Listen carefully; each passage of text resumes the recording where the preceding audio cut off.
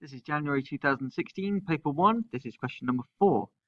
This is an air track, and it's got a glider on it, and it's got a card on the top of the glider. And the first question would be, complete the diagram to show the forces acting on the glider. Now, there's 3 marks. So one of the force arrows has been drawn for us. We're just going to name that arrow.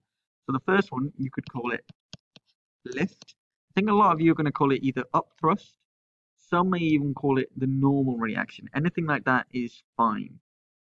Any equivalent to that. Now, it can't just have one arrow going upwards, one force upwards, because otherwise it'd be moving up. So, I've got to be careful here because I'm using a pen. But these should be the same length. And that was our second marking point.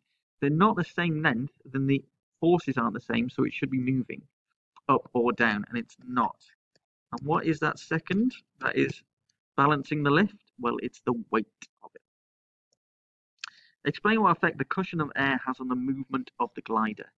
Well, you could say that it reduces friction.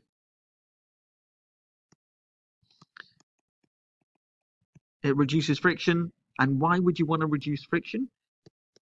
To keep speed constant. And those are our 2 marks.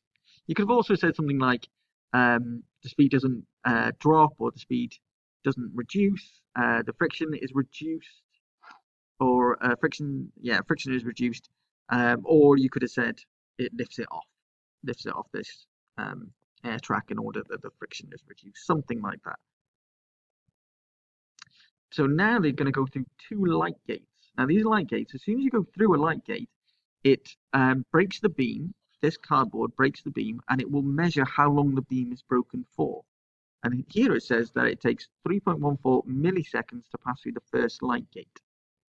And we have a length of the card here, 8.3 centimeters. So first one, state the relationship between average speed, distance moved, and time. So speed equals distance over time.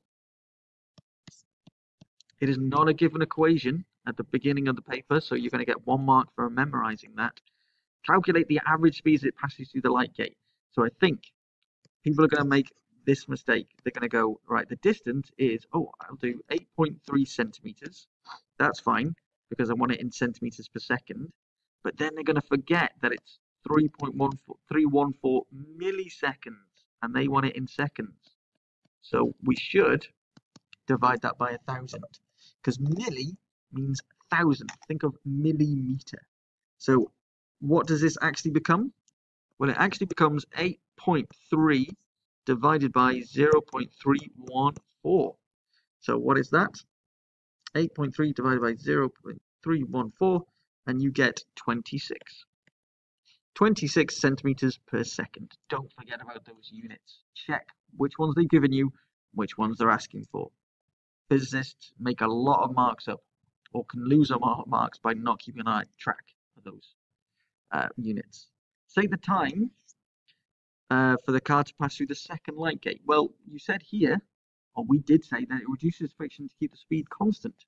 So if the speed is constant and it took 3.314 milliseconds to go through the first one, it should take 314 milliseconds to go through the second one. And that's question number 4.